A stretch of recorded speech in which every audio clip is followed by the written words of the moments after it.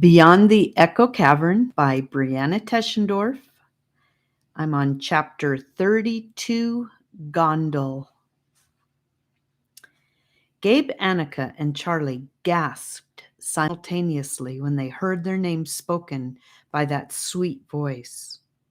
They stared up at the female shape before them in amazement. Then Charlie recollected what Rivers had said about snakes whispering in the darkness, waiting for them. Even she knows about them, he had said. A chill ran down Charlie's back when it dawned on him that this was, in fact, the dreaded witch. "Run!" he shouted. Of course, it was too late. When the children turned around, they found that they were blocked in by a vicious-looking line of snakes. The snakes were positioned with their orange fangs bared, dripping venom that fell to the ground and turned into fumes of something green that stung the children's eyes. Almost immediately, the children miners began to weep uncontrollably, their eyes turning into swollen red little slits in their faces. Charlie, Annika, and Gabe were unaffected by the fumes and turned to run towards the side of the castle, but she was too quick for them and somehow appeared directly in their path. "You have no reason to be frightened of me," she said, in a commanding but not unkind voice. Now that they could see her close, they were surprised to find that she was no ordinary woman. She had the body of a woman, yes, and in fact, she looked like a model, the kind of women that grown-ups like to take pictures of for magazines. However, her head was like a rabbit, with long, soft ears rising up from its sides. Still, her face was strikingly beautiful. Her eyes were much larger than a normal person's eyes, and they shined green like something from nature. Charlie recognized those eyes as being the same as the one eye in his vision. Her lips were full, and she smiled stunningly, showing off her lovely teeth. She was the kind of person whom you feel yourself drawn to, wanting to admire. "Who are you?" asked Annika, after what seemed like a long time of silence, in which the children just stared at her, and she smiled back at them. Upon hearing the question, the lady rose up to an even greater height. She was already quite tall, and seemed to flash out with even more beauty and splendor than before, her eyes lighting up with fire and warmth. "I am the ruler of this kingdom. I am beauty and I am music. I am full of power and strength, and I reward those who follow me. I have many names, which are echoing off the mountains and being whispered over the sea. But here you may call me Gondul." The children gasped as she spoke the name. For a moment they had doubted that this was the witch they had been warned about, thinking it must be some helper of Hoan sent to give them aid. Now, hearing her name, their guard went back up. Gabe remembered the other children and turned to see how they were faring. They were lying in a heap, unconscious. "Why have you hurt our friends?" he demanded, turning back around. "Your friends? Aren't they the ones who tied you up for so long?" "Ha! What friends? Those children don't even know the meaning of the word friend. If they were your friends, they would have introduced you to me straight away, rather than pretending they would escape with you. They knew it was impossible." Gabe was speechless. He felt certain that she was lying, but he didn't know how to respond. He needn't have worried, however, for Gondul gave him no time to respond. "Now," she went on, this time more sweetly, "will you please come into my royal residence? There are things we must discuss." "No," said Charlie. "No?" she echoed, looking truly surprised. She scrutinized him for a moment. Charlie, you have changed since the last time I saw you. A pity. It took Charlie and the other two a minute to realize she meant their encounter in Charlie's vision. You saw me? Charlie began, and then, not giving her time to respond, went on, I have changed. And no, thank you. We aren't here to discuss. Our mission is clear. We have come to free the children you have trapped in crystals. So, fight or flee or clear the way, he said melodramatically, feeling a bit proud of himself. Although it seemed impossible, Gondul's eyes got even bigger when she heard this, and at first she looked angry and fierce, but then her face softened and she replied sweetly, Of course, Charlie. I know all about your mission. Did you think I didn't know why you came? I will help you fulfill it. That is the very reason I wish to talk with you. Now, if you please, come in. She stepped aside and gestured to her large open door. Once again, things were not going at all how the children had expected. They were on very shaky ground and had lost their footing, and they knew it. Well, all right, Charlie answered, taking a step forward. Gabe pulled on his hand. Wait! Only if you promise not to hurt our friends, he pleaded, glancing again over his shoulder at the fallen children. You still insist that they are your friends, do you, Gabe? She asked. Why would I harm them? They are building my palace. Now, please. Again, she motioned to the door, but this time her eyes looked cold. Charlie and Annika were already stepping up the first cold steps of the Acropolis, walking towards the door, noticing for the first time how beautiful the palace was. They did not look at her eyes. My servants have prepared a meal for you, Gondul said, stepping ahead of them after they entered her long, sumptuous hallway. Inside, her home did not look like a cold crystal shell anymore. In fact, it looked more like something from home than Annika, Gabe, and Charlie had encountered in Perdamayan. It was carpeted, with electric lamps fixed to the ceilings and normal chairs and tables. They were led to a room with a large table covered with delicious normal foods that they liked to eat at home. The room smelled luscious. Gabe and Charlie were about to run to the table and tuck in when Annika stopped them. Please, can we discuss whatever it is you want to discuss? I'm not sure we want to eat with you now. The boys stopped short and regretfully agreed with Annika. Sit, she commanded, pointing to 4 large wooden chairs with dark green upholstery, which were so high that Gabe had to climb up onto the seat of his. Now, you have come, as you say, to rescue the trapped children. Do you know why I have trapped them? Because they tried to escape? Gabe asked. No, she shouted. I have trapped them because they are dangerous and hurtful. Some of them are liars. Some of them have tried to hurt other children. I cannot allow them to stay free, you see. Your snakes are the ones who teach them to be so bad, said Charlie quietly. Hold your tongue, boy, she retorted sharply. It is also true what you said, Gabe, that they did once try to leave my cave, and then they changed their minds. Doesn't this prove how stupid and foolish they are? They were promised something better and didn't take it. Perhaps, said Charlie thoughtfully, but Ho-On believes they deserve a second chance. That is why he sent us. Upon the mention of Ho-On's name, the lady screamed and flew from her chair into Charlie's face. Do not mention that name here, she moaned. Then she continued in an indignant but calmer voice. I do not like lies.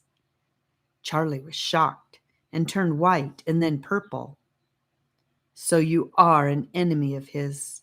He gulped the words out, forcing him to look straight into her eyes. Of whose? She asked, suddenly returning to her seat.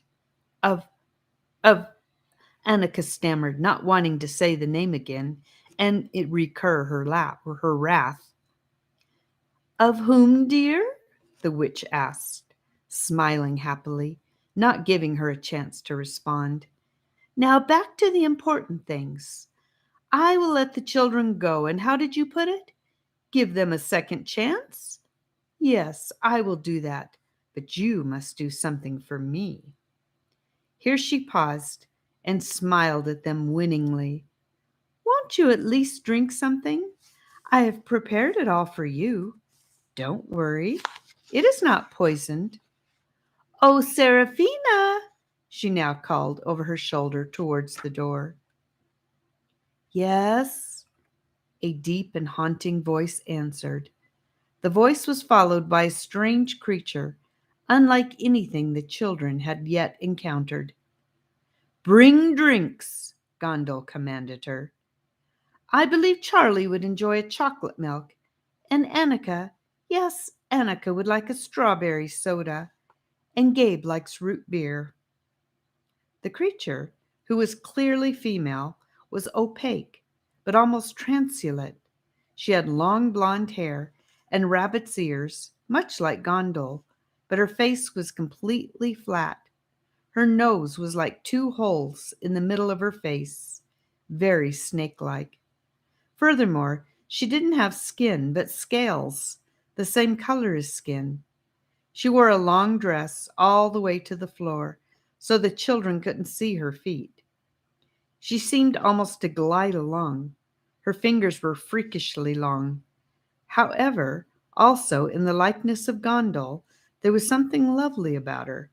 It could be said with perfect truth that she was both beautiful and frightening. The creature turned and left the room, but quickly returned with the drinks and placed them in the children's hands. Annika noticed that she had a slightly unpleasant smell, but she couldn't say exactly what she smelled of. Gabe noticed that her fingers were very warm when she gave him the drink. She smiled at him and moved her head in a very slight circular motion, holding him captive with her silver, purpley eyes, until Gondul said, That's enough. You may go. Gabe shook his head, shaking off whatever dreamy spell she had just put him under. You were going to tell us what you want from us, he said, taking a big sip of his root beer, forgetting to be cautious. When Annika and Charlie saw that the drink didn't poison Gabe, they also tentatively sipped theirs and found that the drinks were wonderful. They drank big gulps after that, enjoying the taste of home. Yes, I'm glad you are enjoying your drinks, she added. What I want is simple. I want you to go home. You see, I need you in your world. There is no reason for you to stay here. I think you want to go home too. I will let the children go free if you will simply leave. She smiled more enticingly than ever and raised her beautiful white hand into the air, pointed with her finger towards one of her walls, twirled the finger 2 times, and instantly the wall melted away, revealing the field where Annika and Gabe lived. At the bottom of a familiar hill, they could see their house, and the fresh, familiar air of their home began to fill the room, reminding them how strange the air of Pertamayan was. Our home! Cried Annika, jumping up. Yes, your home, said Gondul, nodding with satisfaction. No, it isn't a trick, Charlie. You simply have to walk through, and you will be home. What will happen, to Pertamayan? Charlie asked. It will go on as before, except of course the children will be free to leave if they choose. Otherwise, nothing will happen, she said, shrugging. I mean, Will we ever get to come back? Will we ever see rivers again? Charlie continued his query. No! She all but shouted at him, then thought better of it and rallied herself. No, now she repeated in calmer voice. If you go forever. You can take with you the assurance that you did all you could. After all, you won't be able to get the children away from me any other way, she added as an afterthought, sounding threatening for the first time. Annika approached the hole in the wall, put her hand through, and picked a blade of grass. She then turned and handed it to Charlie. See, it is real. Okay, said Gabe, climbing down out of his impossibly high chair. I do want to go home. I miss home. He found that he was full of longing for Aunt Persephone. All the courage he had found during his journey had mysteriously left him. He wasn't Gabe the torchbearer any more. He was now just Gabe, a little boy lost in a strange, dangerous world. Yes, said Annika, feeling very much the same way. This is all we really wanted. Rivers, he told us we couldn't leave. Obviously, we can leave, though. Let's go, Charlie. Well, if you promise. You do promise, right? Charlie asked, looking into Gondul's large green pools of eyes. Would you dare to call me a liar? She asked him. Yes, well, no. I guess I wouldn't want to call you a liar, he answered her. She nodded. Then you may leave, Charlie, in peace, that you have done all you could. Goodbye, dear boy. Come on, Charlie, said Gabe, already standing with one foot through the opening. Charlie set his cup down slowly. Gabe passed through the hole in the wall.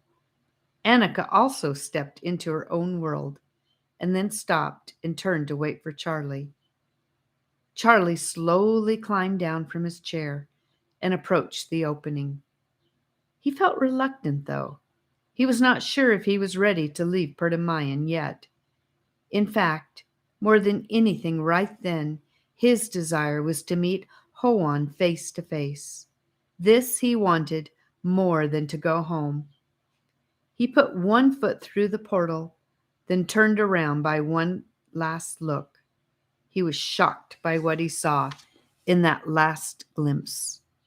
The room no longer looked like the welcoming parlor it had a second ago. It was transformed into a cold, barren place with cast iron chairs and rotten food on all the tables. Even more surprising was when he turned to look at Gondul. He saw in place of the fascinating woman something white like snow, with scarlet eyes, scales, orange fangs for teeth, and grotesque hands, not unlike the servant creature. Worst of all was that he saw inside the walls of the palace the children, the ones he had come for. Many of them were standing against the wall, pounding, crying. Some of them were shaking their heads, making eye contact, pleading with him not to leave them.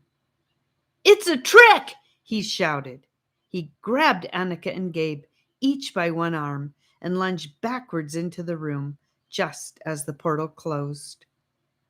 The toe of Gabe's shoe was caught in it, and a chunk broke off. Luckily, he kept all his toes. What are you doing, Charlie? Annika asked him. She wouldn't let those children go. She doesn't want us here. She knows we are royalty. She knows we will succeed. She just wants to get rid of us, Charlie explained with conviction. Those children I saw are right here, even in these walls, he concluded, looking around, seeing the room had transformed back into the comfortable place it had been. This is all just fake. It just looks this way to us now, but it is enchanted or something. Really, it is horrible, he cried, motioning with one hand to the carpets, the chairs, and the crystal chandelier. Gondul began to laugh high and light, with real giddiness in her tone. Nonsense, young man, she laughed. You just don't want to go home. You want to stay here and find some treasure. I know you, Charlie. That is all you ever wanted. No, Charlie protested. Yes. Annika pulled her arm away from Charlie, who was still holding on to her with his left hand. All you ever wanted was treasure to make yourself rich, Charlie. Now you've ruined our chances of getting home. You are stupid, Charlie, Gabe yelled at him, tears now streaming down his cheeks. No, no, Charlie protested again. I don't want any treasure. I just want to do what Ho-On asked us to do. I saw those children. I want to help them. This time, Gondul didn't screech at the name of Ho-On. She remained calm, but fixed Charlie in her piercing gaze. Oh, you want to do what Ho-On asked, do you? That is truly nonsense. After all, there is no Ho-On, she stated. And without skipping a beat, she said breezily, But there is treasure. You were not wrong about that, Charlie. I would be willing to share it with all three of you. I know you are brave and wise children. You have proven that. You have the power to influence others. I have seen that. I would like you to work for me, and I will share my kingdom with you, she nodded, making eye contact with each of them. No, thank you, said Charlie, and he rushed towards the door, deciding to make a run for it with or without Annika and Gabe, who he felt had turned on him completely. Stop, said Gondul, and with a wave of her hand, the door closed in his face. Don't you even want to see the treasure? She asked him sweetly, and with a wave of her other hand, another door in the dining room opened.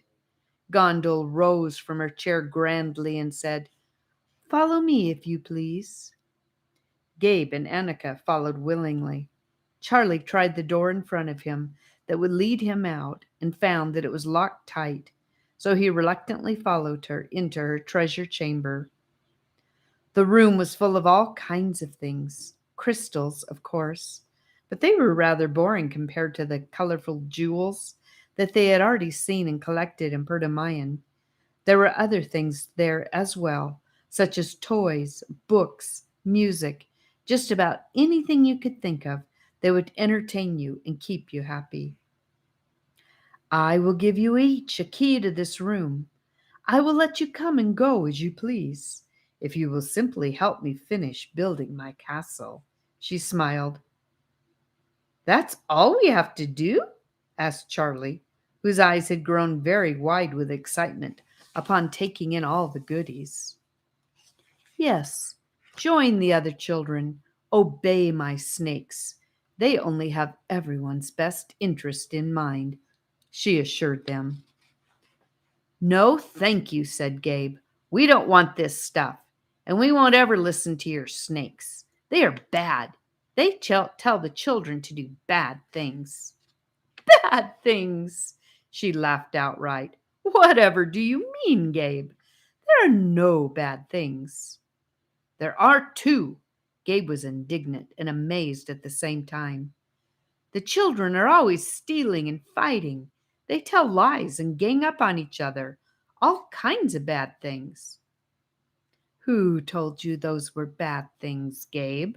She purred, almost as if she wanted to comfort him. Gabe hesitated before answering.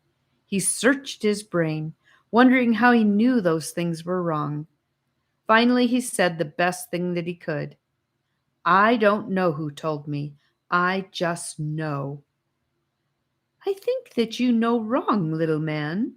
Her voice maintained its caressing tone.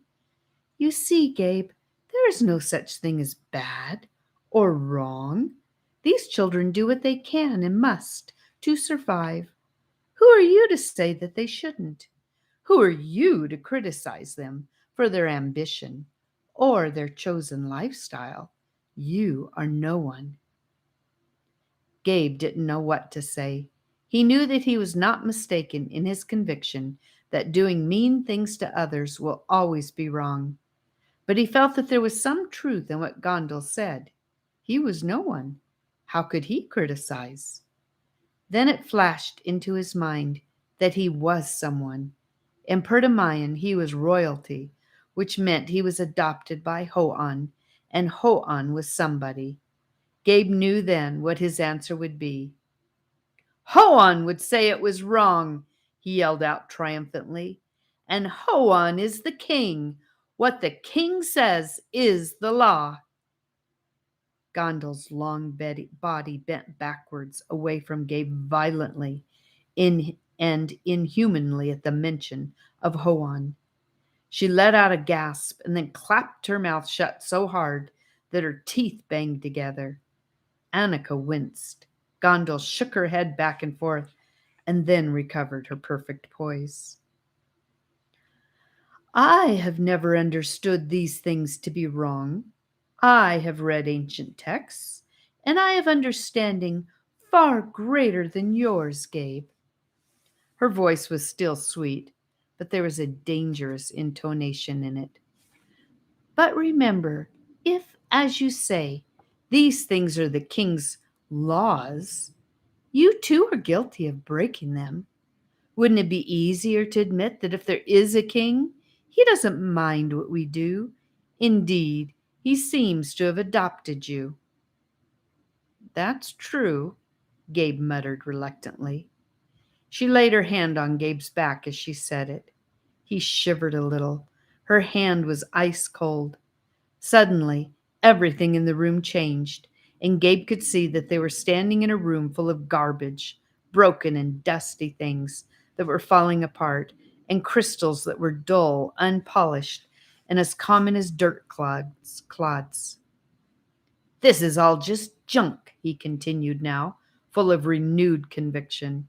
Nothing you are saying is true, except that I have done bad things, but I am sorry for them, and I accept Ho'an's laws, and he accepts me. I would rather have a world where it is important to be nice to one another, and a king who cares about things like that. I'm going back to the sunshine and fresh air. During this repartee, Charlie had been hopping around the room, taking in all the treasures. In Gondul's room, he had found electronics that were far more advanced than we have now. He listened to Gabe and Gondul's conversation with half of his attention as he moved around. But when Gabe spoke this last sentence, so full of conviction, it captured Charlie's full attention. He looked down at the toy he was holding in his hand, and suddenly he could see what Gabe meant. It was worthless. He looked towards Gondul, and she appeared to him stripped of her beauty, now more like a snake than a woman, and writhing with fury. Sunshine? Fresh air? She shouted imperiously. What are you talking about? There is only here. There is only me. She raised herself up to her full height and smiled down at them as if she had finally conquered their souls. Annika had also been listening to the conversation with even more attention than Charlie. Unfortunately, she didn't see what Gabe saw.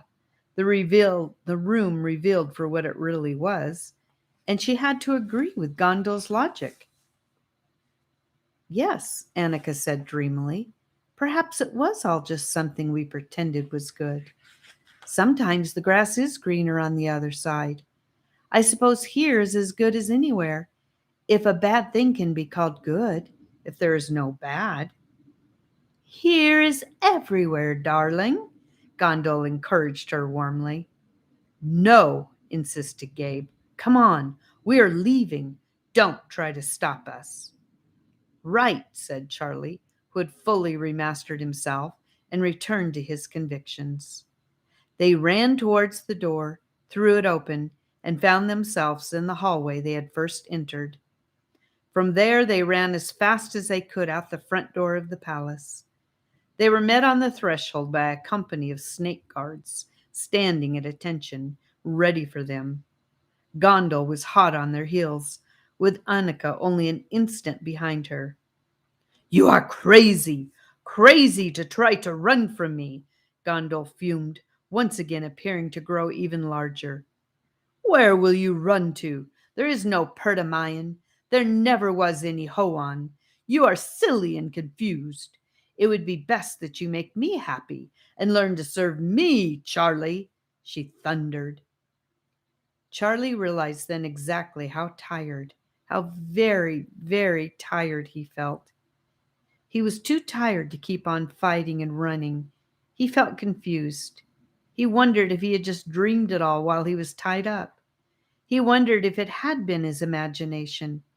He felt as though helping Gondul with her kingdom might be all he was capable of doing. He stopped running and turned to face Gondul. Annika was still behind Gondul, and she could see the snakes writhing in delight as their mistress spoke. She could also see, away in the distance, a glimmer of the delicious yellow waterfall, and she thought to herself, "I know I would prefer my own fantasy to a world of snakes and darkness." No sooner had she thought this than she found she could not resist the desire to say so out loud.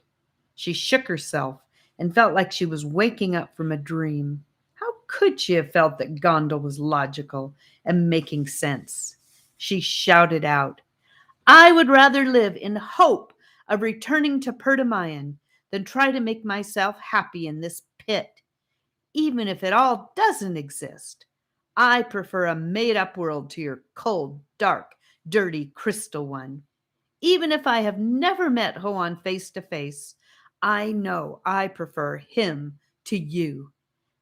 The children, who had been knocked out by the snake's horrible venom, were beginning to wake up as her words echoed around the cavern.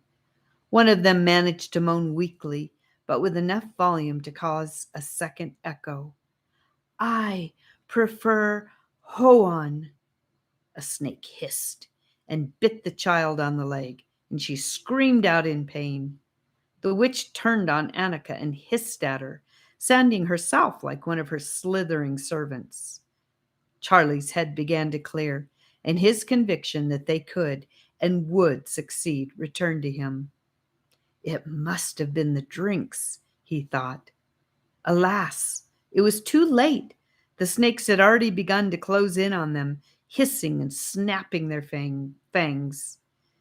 Gabe stood his ground and slapped a snake away from himself, but two more closed in on him. From somewhere they heard a loud growl. "You are royalty, yes, but you are in her kingdom now," and laughter broke out on all sides of them. Gondul's high, merry laugh rang out above the hiss of the snakes. "You will all be trapped in my crystal," she said, and raised her hands in the air to perform her ancient entrapment spell. And that's the end of chapter 32. Hopefully I will see you in chapter 33. God bless you. Have a great day.